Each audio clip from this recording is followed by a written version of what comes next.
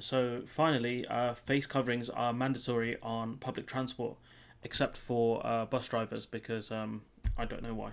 Face coverings will be compulsory on public transport in England from the 15th of June, the Transport Secretary has said. Grant Shapps said every precaution must be taken as passenger numbers were expected to increase when lockdown measures were eased further. Coverings must be worn on buses, trams, trains, coaches, aircraft, and ferries. Very young children, disabled, and those with breathing difficulties would be exempt, he said.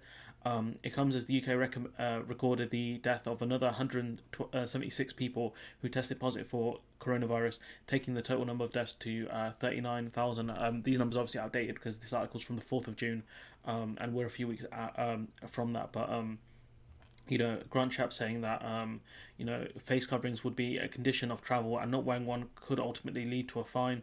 But he added, "Why wouldn't people want to do the right thing? I mean, your government doesn't want to do the right thing, so maybe talk to your boy Boris, or look in the mirror."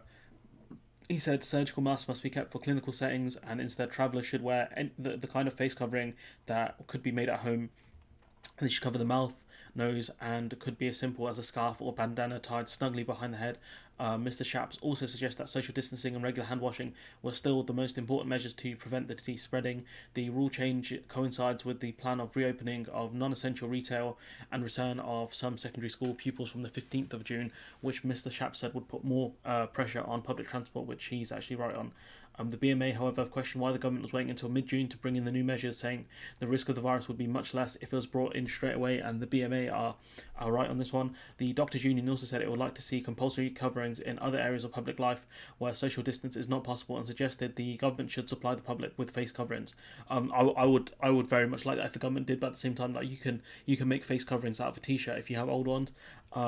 They're not as effective, obviously, as the surgical ones, but at this point, it's better to have something rather than nothing, I guess.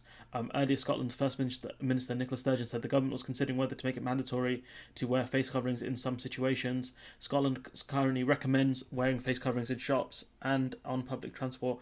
In Wales, face coverings have not yet been recommended for the general public. In Northern Ireland, people have been told whether to consider wearing them. I mean, it should be made mandatory at this point. The World Health Organization currently says only two groups of people should wear protective masks: those who are sick and showing symptoms, and those who are caring for people with suspected coronavirus. The World Health Organization does not usually recommend them for public because they can be contaminated by other people's coughs and sneezes when putting them on or when taking them off. So if you wear one during the day, as soon as you get home, take it off and wash it. I think to wash it in like hot water or something like that, dry it out, and then you with some soap. I think you should be fine. But I'm not a doctor, Don't take my don't take my advice as great. To be honest, that's just what I would do. So research has been described as slim by many authorities and health professionals. There have always been the fear of a rush to snap up medical grade masks, but studies and laboratories have shown not only how far droplets can be spread by coughs, but also how various kinds of materials can dramatically reduce how many droplets get through. For the US government, the deciding factor was the risk of the virus being spread by people who did not realise they're carrying it, asymptomatic people. And so we'll look into the science in a minute. But this was a call from the 11th of May, so it's taken the government over a month to actually do anything about this, which is amazing. To be honest, it's genuinely amazing. I think it's because they were scared that people were going to just snap up surgical masks. But if you make the point to people that it doesn't have to be a surgical mask, it can be something you can make at home, and it can help stop the spread. And once we've stopped the spread, people can go outside quicker, and that's the point. You might be uncomfortable for a few months, but those few months will hopefully be shorter than if we didn't wear masks and the pandemic was still rampant. And so here we can have a look at the science. So this article is from the 4th of May. That evidence we need to implement before public interventions involving billions of people must really come from randomized controlled trials at population level, or at least from observational follow-up studies with comparison groups, said Lazzarino, noting that all that will allow experts to look at the pros and cons of wearing a mask based on what we know now, the dynamics of the transmission and the, I don't know how to pronounce that word, pathophysiology of COVID-19. The negative effects of wearing a mask, the negative effect of wearing masks outweigh the positive, he said. So that's quite an interesting take from him. Professor Tricia Greenhalgh of the Nuffield Department of Primary Care Health Services at the University of Oxford welcomed the report, saying it adds weight to the argument that face coverings by the general public could be part of a route out of lockdown. It draws together a wealth of evidence, including the science of transmission and the efficacy of closed-based transmission, both in laboratory studies and randomized controlled trials, in relation to both source control and protection of the wearer. And so obviously wearing single-use masks is a problem in itself, because once you throw it away it goes into landfill and that causes other problems.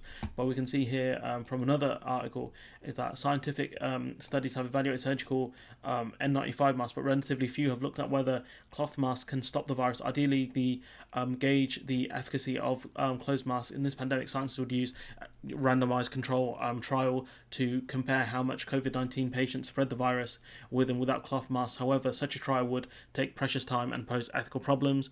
But at the same time, I think the general advice at the moment is you're best off wearing something rather than nothing. At this point, the lack of direct random control trial evidence of COVID-19 mask wearing shouldn't stop countries from deploying them, including cloth masks, while medical mask supplies remain constrained. Trish Greenlaw, a primary care expert at Oxford University, someone you just mentioned a minute ago, and her co-authors argue in the British Medical Journal, indirect evidence suggests that masks have a potential to reduce the transmission of COVID-19, and critically they point out that the benefits outweigh the costs. Masks are cheap and the risks of using them are low. And see here you got a diagram of if my mask protects you and your mask protects me. So here you can see someone who's spreading the virus, and here you can see someone wearing a mask and the contact is reduced. Obviously it can still get you through your eye, and things like that. So it's not the end all and be all, purely because the masks aren't super effective, but they do help to an extent. And we go to our final article, is that a key point in the countries that have flattened the curve used masks in public. It's not to say that the reason they flatten the curve is just because they have worn masks. There'll be other things like social distancing in play, but in some of these countries, like Japan for example, it's very hard to socially distance because it's a very population dense country, especially in places like Tokyo. So here we have, there's a statement there. A key point is that the countries that flatten the curve used masks in public, says Chris Keaton, head of the Sexually Transmitted Disease Unit at the Institute of Tropical Medicine in Antwerp, who has examined whether face masks may have played a role in limiting the spread of COVID-19 in certain countries. These were mostly Asian countries for some reason until very recently. Experts, Czech Republic excluded, were unable to learn from what worked in Asia. So shouts out to the Czech Republic, because they were ahead of the curve. To understand why face masks might work, it might be important to look at how the virus that causes COVID-19 spreads in the first place. Once it's infected someone, the virus responsible for the disease hijacks cells to replicate itself, and it multiplies.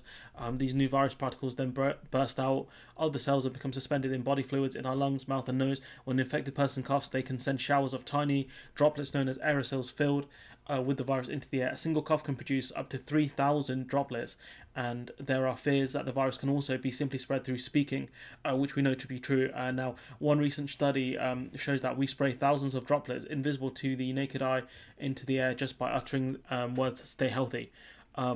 Once out of our mouths, many of the larger droplets will quickly settle onto nearby surfaces, while smaller ones remain suspended in the air for hours, where they can be breathed in. And that's why coronavirus spreads more indoors rather than outdoors. While the behaviour of the virus filled droplets in air conditioning and outside environments are less understood, they are thought to settle on surfaces more quickly in disturbed air. There are reports that the coronavirus can spread through ventilation systems inside buildings, which is absolutely terrifying. And so here you can see that, look, this is how coronavirus spreads. It's through droplets in the air when you speak. And here he says that a face mask could reduce the transmission in the community, particularly if used in public transport and crowded areas, says Ben Cowling, head of the epidemiology, I think that's how you pronounce that, and biostatistics at the University of Hong Kong.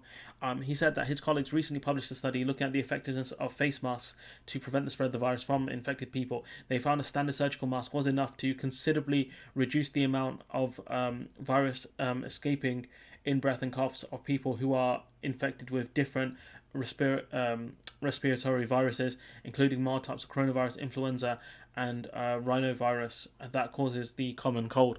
And so here we can see that the science about masks is slightly in doubt, but at the same time, we know that the countries that have been most successful in dealing with viruses have advocated mask use, as well as things like social distancing. But what we can tell from this is masks do play a part. You know, we don't know how big or how small it will be, but it's good that the government have finally brought in mandatory face coverings. But it's taken way too long, and yeah, you know, credit where credit's due. But well done. It took you months to figure out what the Czech Republic and other Asian countries figured out months ago. You know, well done for finally catching up. And yeah, appropriately, this video is going to be late. Just like how the government is. So let me know what you guys think in the comments below. Let me know if you guys are wearing a mask, and you know how you're trying to socially distance. And yeah, like, comment, share, subscribe, and hopefully I'll see you in the next one.